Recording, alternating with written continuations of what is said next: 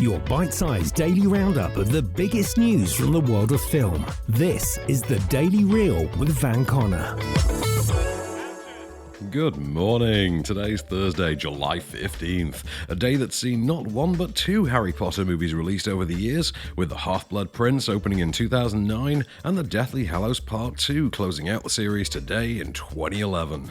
Meanwhile, despite being unequivocally, indisputably and 100% a Christmas movie, Die Hard was released 33 years ago today in 1988. In 1994, it was the day True Lies opened, the smash hit There's Something About Mary came out today in 1998, and a generation of man-babies cried out when Paul Feig's gender-flipped reboot of Ghostbusters was released 5 years ago today in 2016. In 2021, though, it's birthday to Hereditary and Midsommar director Ari Aster, Jan-Michael Vincent, and Oscar winners Forrest Whitaker and Jim Rash. Yes, the Dean from Community. But most importantly, it's the day the movie world's dealing with all of this. Director Matt Shakman has signed on to direct the next Star Trek film. Just what kind of crew will be set to explore the final frontier and writers Lindsay Beer and Jennifer Robertson's new script remains to be seen. Whether that will be a continuation of the so-called Kelvin timeline with Chris Pine and company, or a new ship entirely, though J.J. Abrams is still on board as a producer.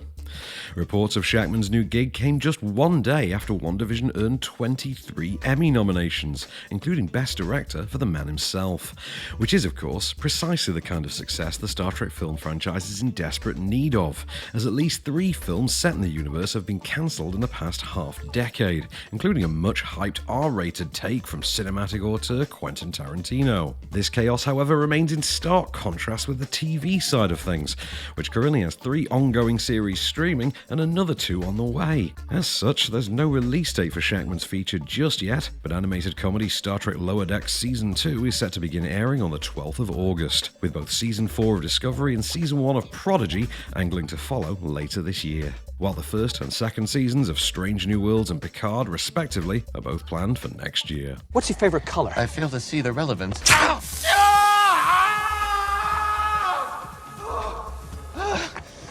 They say it hurts less if it's a surprise. If I may adopt a parlance with which you are familiar, I can confirm your theory to be horse.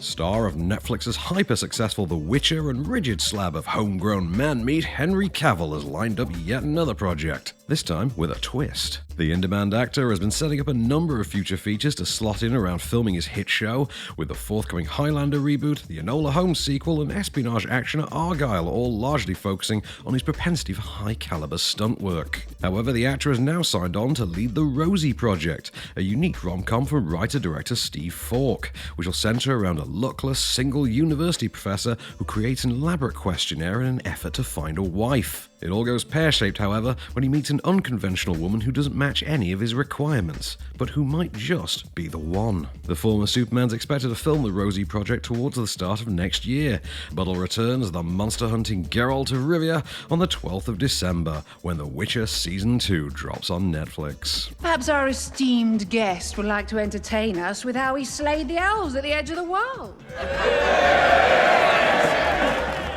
There was no slaying. I had my ass kicked by a ragged band of elves.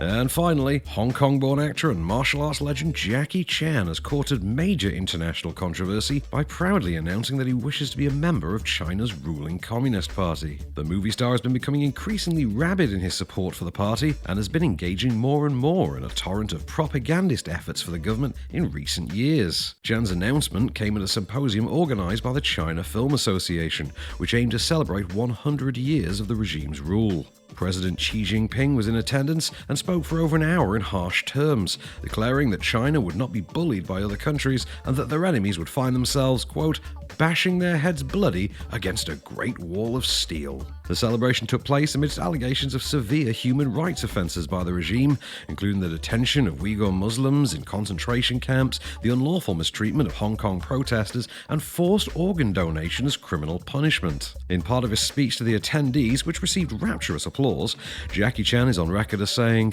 "I'm very lucky to be a Chinese person, but I am also very jealous that you all are party members. I just think the Chinese Communist Party is really so magnificent. I want to be a party member." Jackie Chan can next be seen starring alongside John Cena in director Scott War's Project Extraction, about two ex-Special Forces soldiers who are tasked with escorting a group of civilians along Baghdad's highway of death. Thank you, BAFTA. Give me the award. Thank you, the whole world. No matter how, when I make movie, that's a good message. Very important. It's love. Love for your people, love for your family, peace around the world. Thank you so much. Thank you. Streaming on Netflix from today are the fashion blogger rom-com A Perfect Fit and the Syria documentary Last Men in Aleppo. The 80s set chiller The Call comes to Shudder, and Mubi's adding Jimmy P, Psychotherapy of a Plains Indian, to its library. On Freeview, you can catch A Good Day to Die Hard on ITV4. BBC4 are having an Oscar Wilde-themed evening with The Importance of Being Earnest and the biopic Wild. Reign of Fire, Darkman and Bunraku are showing on Great Movies. The Unspoken and The Green Inferno are on the Horror Channel, and Film 4 airing The Imitation Game and Mission Impossible Fallout. While the Sky Cinema and Now premiere for today is Viggo Mortensen's directorial debut, the family drama Falling. And that was your Daily Reel for Thursday the 15th of July. Keep it cinematic, and we'll see you tomorrow.